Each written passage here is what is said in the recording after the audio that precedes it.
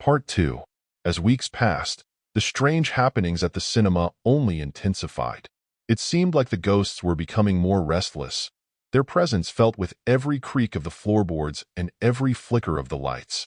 One particularly eerie night, I was closing up the concession stand when I heard a childlike laughter echoing through the empty lobby.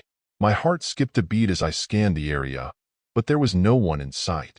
The laughter continued, growing louder and more playful, as if teasing me from the shadows.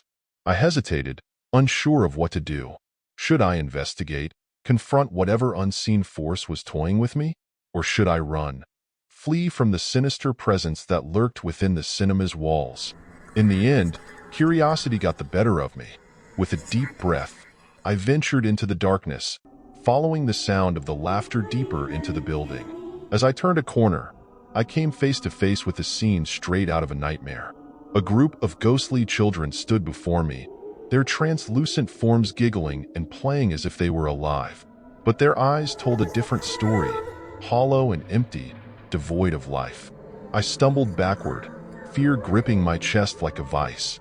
These were the spirits of children, innocent souls trapped in a world they no longer belonged to. My heart ached for them, for the childhood they had lost, for the eternity they were condemned to wander the halls of the cinema. But even in the face of such despair, there was a glimmer of hope. Maybe, just maybe, there was a way to set them free, to release them from their spectral prison and allow them to move on to whatever awaited them beyond. With newfound determination, I set out to uncover the secrets of the cinema's haunted past. I delved into old newspaper archives, searched for records of tragic events that could explain the presence of the restless spirits.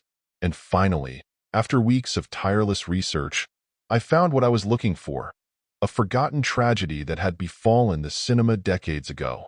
A fire had swept through the building, claiming the lives of many, including, tragically, a group of children who had been attending a matinee showing.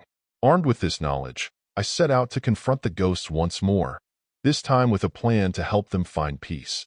I gathered them together, their spectral forms shimmering in the moonlight, and told them what I had discovered. At first, they were hesitant, afraid to believe that there could be a way out of their endless torment.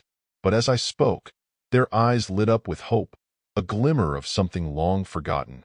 Together, we performed a ritual, a ceremony to honor the memory of those lost in the fire, to acknowledge the pain and suffering they had endured. And as the final words were spoken, something miraculous happened. The spirits began to fade, their ethereal forms dissipating into the night like wisps of smoke. And in their place, there was nothing but silence, a profound, peaceful silence that seemed to fill the very air around us. I watched in awe as the last remnants of the ghosts disappeared, leaving behind only memories of their existence. And as I stood there, alone in the quiet darkness of the cinema, I knew that I had finally succeeded. The cinema was no longer haunted, its halls free from the restless spirits that had once roamed them. And though the memories of those lost would never fade, they could finally rest in peace, their souls released from their eternal bondage. As I made my way out of the cinema, a sense of satisfaction washed over me. I had done it. I had helped the ghosts find their way home.